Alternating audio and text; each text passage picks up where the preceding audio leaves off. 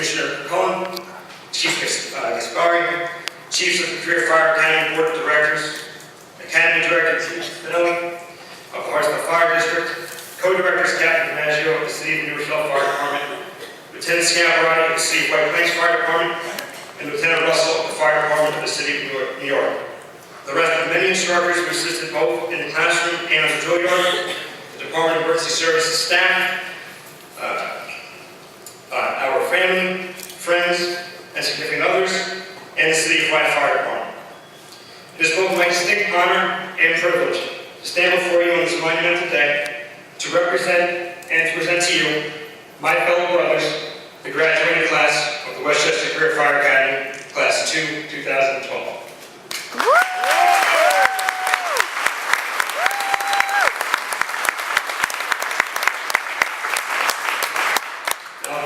Before I really begin, I would like to say that I'm not much of a public speaker. Throw me into a room full of strangers and ask me to dance, I'll probably go hold my own and maybe win a contest or two. But convincing myself to stand in front of about 300 of you and having to picture you in your underwear right now is really not how I want to make things transpire. If I wasn't in the scaffold, the dance is looking pretty good right now. All right. All right, now let me calm my nerves. Today, we have all gathered to acknowledge and honor the commitment that 17 men have given over the last 18 weeks to becoming community servants and dedicating the rest of their lives to helping those in the darkest of hours.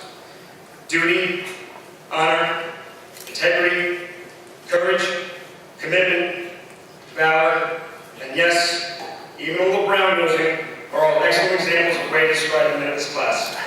Yes, I'm looking at you.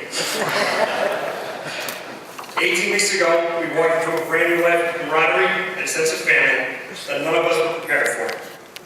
We each came from a different lifestyle of work and social settings, and the total culture shock that we were about to experience was unlike anything any of us had ever been through before. From backgrounds of electricians, plumbers, mechanics, accountants, paramedics, pizza men, corporate workers, and even from the cutthroat and dangerous job as a U.S. postal worker. Our work can simply not be akin to the job we're about to undergo. Some of us may have heard about what was in store from others who have been through the academy, or for those who grew up around the forest culture may have had an inkling. But until now, we were never immersed into and embraced by it as our future way of life. From our morning runs and workouts to the most physically exhausting tasks of motivation hour, there was never a time when we would let another recruit fail. For a class to start out with 17 random strangers, to build ourselves as one cohesive unit, and to finish as 17 brothers without ever losing a single recruit, there was much to be said about the graduates of this class. Going back to our first day, the instructors took us by a whirlwind of discipline standards and work that was to be completed every day. Exactly the same way, because it's the little things that'll get you.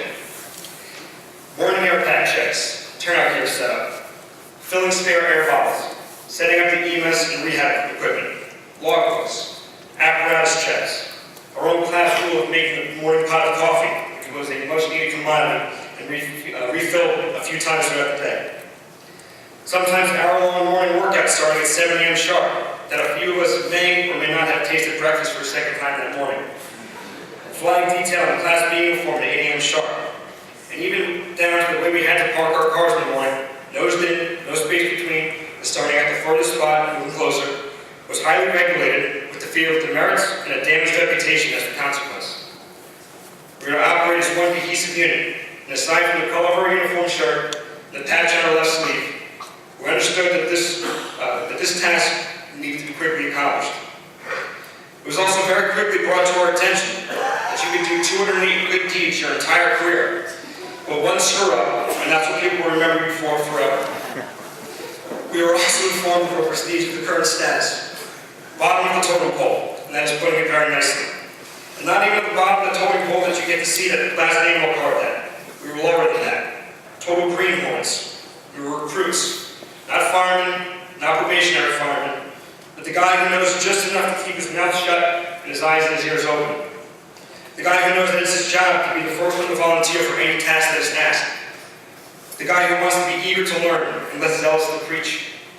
The guy who knows it's his job to check to see if the floors need to be swept and mopped, dishes need to be cleaned, rigs need to be checked, rubbish needs to be taken out, and all the other housework that needs to be completed without ever being asked to do so, because that's our job.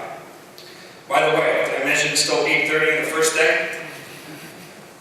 Our days were soon filled with turnout gear dining drills in under 2 minutes, which temporarily turned quite a comedy routine. We found out that some recruits' gear didn't quite exactly fit, and other recruits put their boots on backwards. Motivational opportunities, push-ups, hose drags, push-ups, lectures, push-ups, more dining drills, dining drills again and again and again. Lectures consisted of fire behavior, chemistry, physics, and eventually dove into the realm of firefighting. Selecting appropriate size hose lines for complete fire suppression. Estimating and ensuring the stretch of the engine to the fire is adequate. Quick forcible entry into secured buildings. Yes, we really do carry the key for every building in every city. Ventilation of smoke and fire. Search and rescues of trapped citizens. Self-survival techniques. Rescuing of our own downed and trapped brothers in a fire. And knowing and understanding our enemy, which are the buildings themselves that are designed and engineered to maim and kill firefighters. Every day was a new challenge, and we handled it with composure and perseverance. Our class was also presented a challenge that was unique to us. National certifications for our two biggest exams, Firefighter 1 and Firefighter 2, would not be given to us at the end of the academy, but rather 6 weeks in out of 18. Well, here we are 12 weeks later after those exams, and every single one of us is graduating. We are graduating proof that as tough and as strenuous as any task may be, it can and will be accomplished with the values of hard work and extreme determination. Values that extend far beyond the classroom and the drill yard, and far into our careers and lives as professional firemen. Your lives, your brothers' lives, and the lives of the citizens you've taken an oath to protect hang the balance of your attitude and your worth ethic. So, gentlemen, as we depart here today to pursue our lifelong dreams, I would like to leave my brothers with one last parting note. Come on, guys! It's 18 weeks in, and you should know that the fine is in the cockloft. Gentlemen, get your collective stuff together and figure it out. Brothers, I look forward to working with each and every one of you, and I look forward to even more to celebrating a healthy, prosperous career with you in 25 years. Thank you.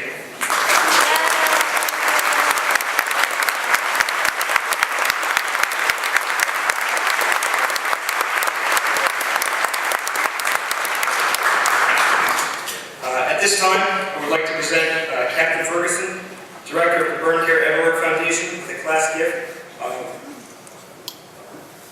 Captain Ferguson didn't here to attend tonight.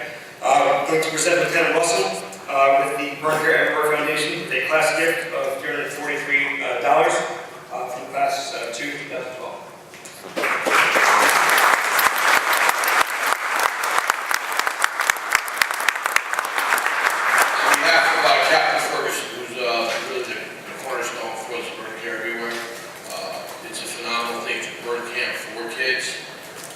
By kids, and it's all peers that they bring people in. It's a special training you have to do.